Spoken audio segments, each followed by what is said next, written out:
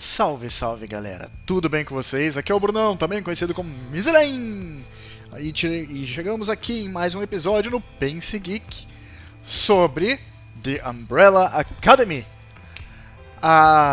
Antes de chegarmos no nosso quinto critério, eu preciso que vocês cliquem no linkzinho aqui, ó. Aqui, em cima. Já, se você não for inscrito no canal, se inscreve no canal. Se você já for inscrito, compartilha nas suas redes sociais, joga no Facebook, joga no seu WhatsApp, no status, se você achar legal e tudo mais, para chegar em mais gente, você espalhar o nosso conteúdo como um todo, ok? Você me ajuda muito nisso. Gente, o meu objetivo é chegar pelo menos aos 1000 inscritos, pra gente conseguir fazer o canal crescer e o YouTube dar uma moral pra gente, né? Então, para poder também melhorar o nosso conteúdo, né? Trazer, de repente, um fundo verde, aquelas coisinhas especiais para ficar legal para vocês, tá? Ok? Então, galera, sem mais delongas, vamos seguir ao quinto critério: os protagonistas! Então, galera, como eu tinha mencionado muitas vezes, The Umbrella Academy é uma série que gira muito em torno dos protagonistas. Tanto que são 7 protagonistas. E aí você fica, meu Deus, e tem espaço para tudo isso? De algum jeito, tem. Então, galera, a primeira pergunta que é feita é se é possível se conectar com o protagonista. Então, são 7 protagonistas e todos eles são extremamente diferentes um do outro. O primeiro deles é o Luthor, whatever, que é um cara que tem a super força. O Luthor, ele tem uma personalidade que ele basicamente é um cara que quer ser o menino dos olhos do pai, sabe?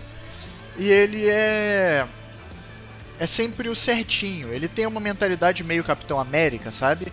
De seguir as ordens, seguir as coisas e fazer o certo. Só que ele nem sempre soube o que era o certo. E muitas vezes ele foi levado a fazer inúmeras coisas pelo pai.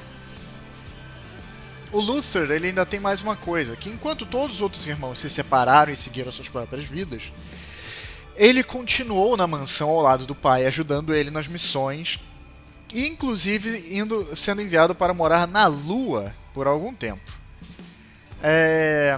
Então muitas pessoas podem se identificar exatamente nessa questão de que ele é, como posso dizer, não é que ele seja um filhinho de papai exatamente, mas ao mesmo tempo é isso, sabe?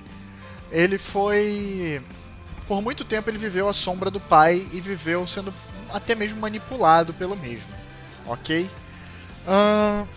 Além disso a gente tem o Diego, número 2 é o Diego, que ele é meio Batman, por assim dizer.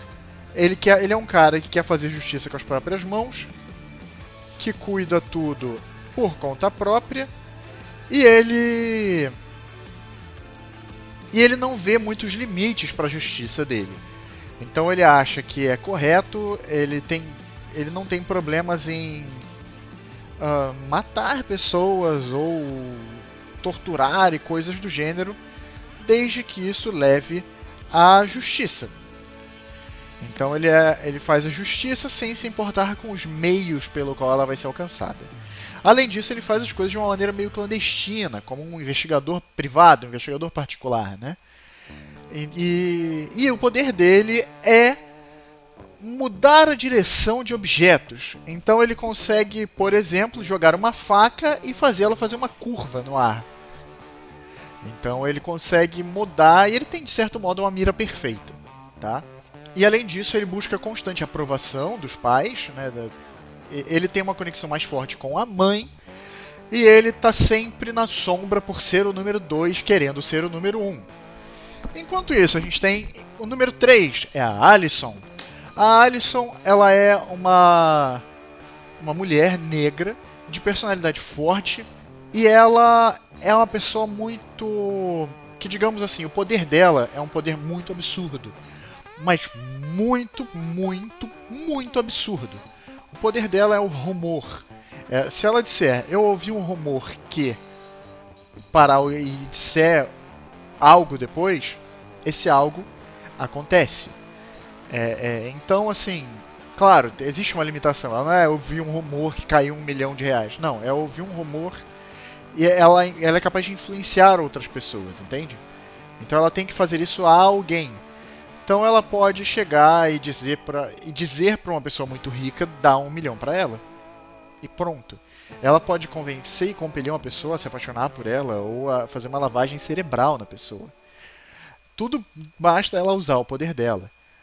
E ela, quando ela se separa da família, ela acaba criando a própria família dela. Só que na família dela ela acaba tendo outros problemas, porque a vida dela acaba sendo muito plástica, muito falsa, por assim dizer. E ela é uma estrela de cinema também, então ela tem uma fama e ela fica muito apegada a esse glamour. Só que ela se apega tanto a isso que ela acaba se perdendo da essência dela. O número 4 é o Klaus. O Klaus, ele é um personagem muito excêntrico. Ele é uma pessoa que vive imersa num mundo de bebidas e drogas, só que ele usa isso para nublar os sentidos dele e fugir de si mesmo. Ele teve traumas muito fortes com o pai na infância, porque o poder do Klaus é contatar os mortos. Então, para alguém que tem o poder de contatar os mortos, né? É uma coisa difícil de lidar, né? Você não tá muito. Não é uma coisa muito legal você tá lá de madrugada e de repente você ser assombrado por um espírito ou alguma coisa do gênero, né? Então ele. E ele passou muito tempo sendo traumatizado por isso. E na infância dele, ele foi levado a extremos para desenvolver essas habilidades pelo pai. Que literalmente joga ele num mausoléu, Então ele foi o mais atormentado por essas cobranças. E tudo saiu pela culatra, sabe? Porque enquanto todas essas cobranças eram para que ele se desenvolvesse, o jeito que elas foram aplicadas fez com que ele se fechasse, e fugisse disso tudo. Então ele é um membro que está passando por constantes problemas. E ele não somente pode contatar os mortos, como ele pode demandar coisas deles. Ele pode usar o poder, se ele se canalizar e usar mesmo, ele consegue meio que materializar os mortos, tá?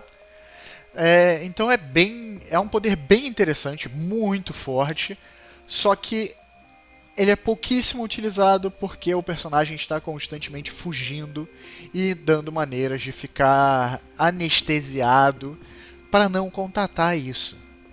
Então é uma nuance bem interessante. E além disso, o Klaus, se eu não me engano, ele é polissexual ou alguma coisa do gênero. O número 5. Número 5, ele é o rapaz do teleporte. Ele tem manipulação espaço-temporal. Então ele consegue se teleportar de um lugar para o outro, que nem o Noturno dos X-Men ou outros personagens, tá? Só que ele descobre que ele consegue viajar no tempo também.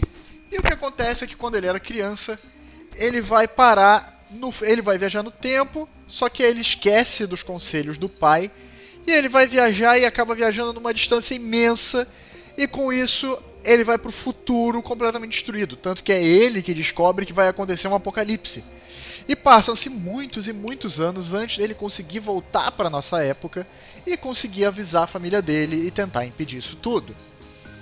Então ele é de longe o personagem mais inteligente do grupo e o mais focado e determinado. Ele é uma pessoa que também tem aquele senso de justiça do Diego, só que ele tem uma inteligência e uma coisa mais objetiva por isso. Além dele ser o mais experiente, né? Porque apesar dele ter uma aparência jovem, ele tem seus 70 anos, 80 anos, ele é muito velho. Então ele tem uma experiência num corpo jovem e tudo isso, e ele é talvez a peça central para tentar mobilizar a família e tentar reunir todos eles. O número 6 é o Ben. E o Ben, ele é um rapaz que morreu quando era criança. Poxa, mas se ele morreu, como assim? Então, o Ben ele tinha uma habilidade que permitia ele Ele tinha criaturas de outras dimensões dentro do corpo dele que fazia com que ele usasse tentáculos e coisas e tal. Era uma habilidade extremamente destrutiva e poderosa, porém, contudo, entretanto, todavia, ele morreu numa determinada ocasião se sacrificando para salvar o grupo e para completar uma missão. Inclusive, o funeral dele foi um dos momentos de grande separação do grupo, tá? Quando eles ainda eram crianças. Só que o Ben, ele vive na série junto com o Klaus. Digamos que ele é o fantasma no ombro dele toda hora. Então, ele acaba participando constantemente, levando o Klaus a reflexões e questionamentos e coisas, e a fazer coisas que ele talvez não quisesse ou achasse que não deveria. E forçando um pouco a barra para ele vencer os próprios medos. Chegamos ao número 7, a Vanya. A Vanya, ela é um personagem que ela é bem intrigante. A Vanya, ela começa como um personagem que ninguém sabe por que ela faz parte daquela família. Afinal, ela não manifesta habilidades nem poderes especiais. Porém, ela é a comum do grupo. E ela tem habilidades artísticas e tudo mais, e leva a outros questionamentos, que é como uma pessoa normal se vê no meio de todas as pessoas superpoderosas. E como foi essa criação dela? E ao longo da temporada vão se revelando outras nuances e outras coisas que aconteceram durante a infância dela e que revelam outros traumas e outros problemas, tanto dela quanto de outros membros do grupo, ok? Então, visto isso, eu acabei de meio que falar de como é possível se conectar com os protagonistas, de como são as personalidades deles e de como são essas conexões, né? Então, assim, tem muita coisa bem interessante. E a história, ela faz questão de desenvolver todas as motivações, os caminhos deles e esse desenvolvimento deles como pessoas. Na verdade, o caminho deles é muito egoísta porque eles nunca foram ensinados a ser um grupo depois de tudo o que aconteceu. Então, assim, quando eles se veem nas situações que eles estão, é como se como cada um deles tem a sua própria vida. E ao mesmo tempo que o Luther e o Diego, por exemplo, são, assim como o número 5, quando o número 5 volta, eles se veem tipo, não, nós somos heróis, ainda a gente tem que fazer isso, e vamos seguir e tal. A Alyson tinha a vida dela, a família dela, e tá ainda lutando contra o ex-marido para tentar recuperar a guarda dos filhos e tudo mais. Então a vida dela deixou de ser em torno daquela coisa de herói. E o Klaus, ele tava numa vida completamente diferente, ele tinha fugido do heroísmo. E aí ele é buscado, trazido pelo pescoço de volta para aquilo, sabe? E é algo que ele não quer e que ele reluta em fazer. Então, existe toda essa relutância na primeira temporada, e o egoísmo, e mesmo quando eles voltam a se reunir e voltar, e acontece tudo isso, a gente tem na segunda temporada uma reconstrução de tudo isso novamente. E a gente tem o número 5 completamente focado e determinado no objetivo, e cada um deles perdido na sua própria vida que eles recriaram ali, após a situação do final da primeira temporada, que leva até a segunda. Então, na segunda temporada, a gente tem a Alyson com uma nova situação, um novo ex-familiar, o qual ela não quer se desfazer.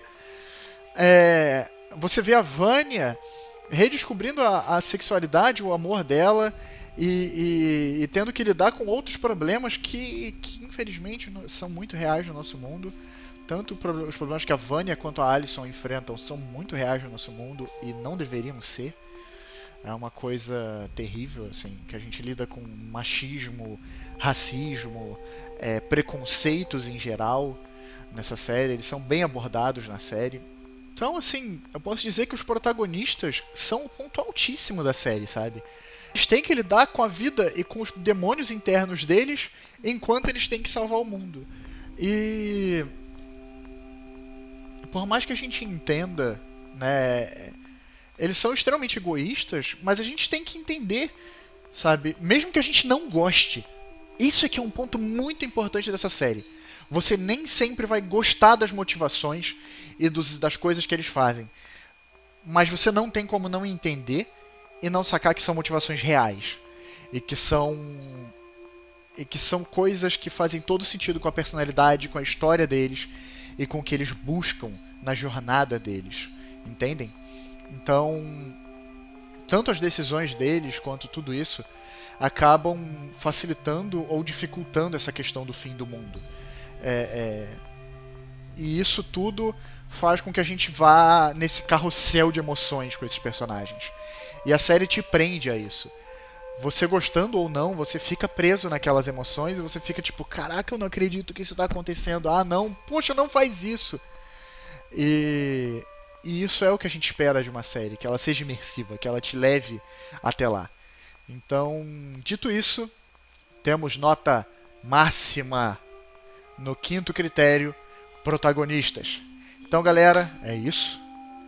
Chegamos ao último critério e amanhã vem o somatório final dessa grande série que é The Umbrella Academy. Então, muito obrigado. Sigam todas as minhas redes sociais que estão aqui embaixo. Compartilhem esse vídeo pra galera. Na verdade, melhor que isso, compartilhe a playlist que está no linkzinho aqui em cima. Beleza? Então, muitíssimo obrigado e divirtam-se.